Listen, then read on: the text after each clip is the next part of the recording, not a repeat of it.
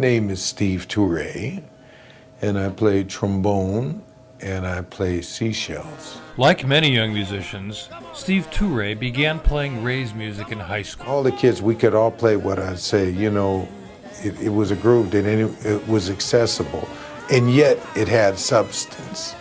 Steve Turre's first touring gig was with Ray's big band. I tried out, I didn't have bass trombone, but he liked the feeling that I played with. He wanted me, he said, well, can't you get on with a trigger? I said, yeah. So I got one, and I played bass trombone in his band. Steve stayed with Ray's big band for just over a year, but his brother Peter was Ray's drummer for much, much longer, one of just a handful of drummers who lasted. I was with Ray when one week he went through 7 drummers. Ray didn't play. It's like if you played a bad note on stage, I've seen him tell guitar players, unplug, man, I don't want to hear you play in the rest of the night. And after that's done, you better believe that they remembered what they did wrong, and they never did it again. My little Maud, yeah. I'm always thinking of you, Maud. Yeah. I'll tell the world I love you so. What was so amazing, he could hear everybody simultaneously. He would hear what the trumpet players are doing to what the soprano was singing over here, everybody at the same time, and he could point out what was wrong.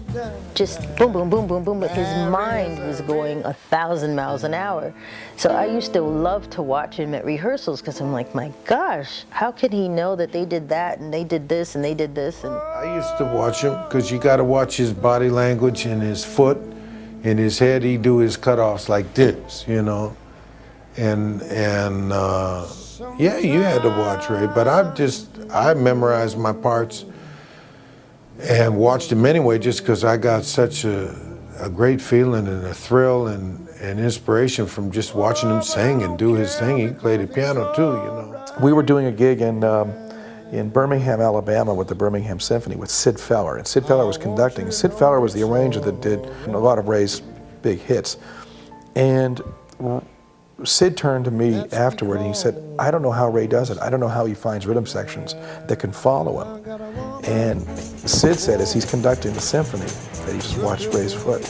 And I mean, that's how you dealt with the time with Ray. He loved Count Basie and Duke Ellington also, so he kept that kind of a groove in his music as he added the big band sound to it. That was a big thing. I was with him at the transition from the small band to the big band.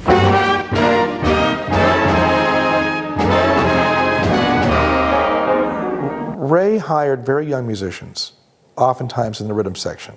They weren't seasoned guys, because frankly the gig didn't pay enough to get, you know, really A-list players. So what Ray had created were these very specific drum parts where literally every note that you played was written on the part, and you had to play it the same way every night. That was a huge challenge to do that, but at least he heard what he wanted to hear. He'd do Georgia every night. If he didn't, people would be upset, you know. And we'd start the arrangement out. And the arrangement would be the same every night, but he would always come in a little different place, and you'd have to wait, and we'd be playing along, and then finally, whenever he felt the moment was right, he'd say, Georgia, and everybody in the audience, ah, you know?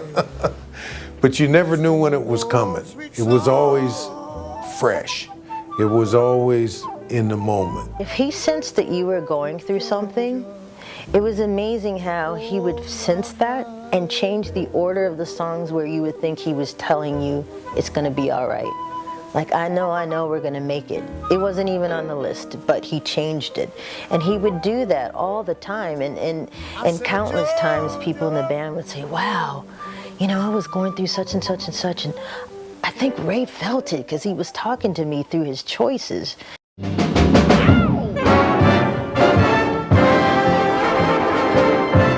a taste of that feeling, you know, that's what Ray's about. whole thing is about feeling, and I love that. To me, that's what music is about, feeling. If you don't feel something and it's just all head cheese, well, to me, something's missing. I got to feel it. Like Ray said, you got to feel it, baby. After all is said and done, there is really only one, and that's my